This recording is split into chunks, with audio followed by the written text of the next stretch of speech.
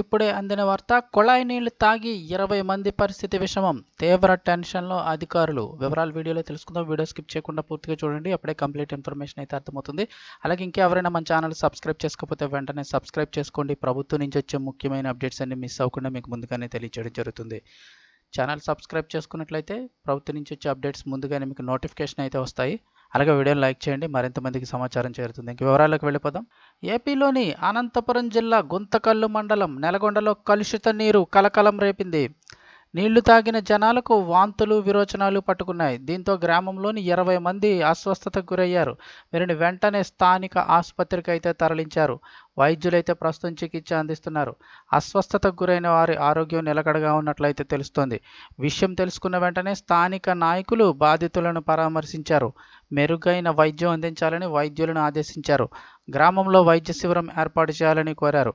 గ్రామంలో కలుషిత నీరు రావడానికి గల కారణాలను దానిపై వెంటనే ఆరా అయితే తీశారు. మున్సిపల్ అధికారులకు సమాచారాన్ని అందజేశారు.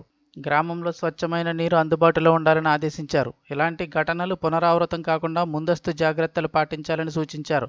బాధితులైతే చాలా వరకు కోలుకున్నారని స్థానిక నాయకులైతే తెలుపుతున్నారు. ఈ ఘటన అనంతపురం జిల్లా గుంతకల్లు మండలం నెలగొండలో అయితే కనుక జరిగింది.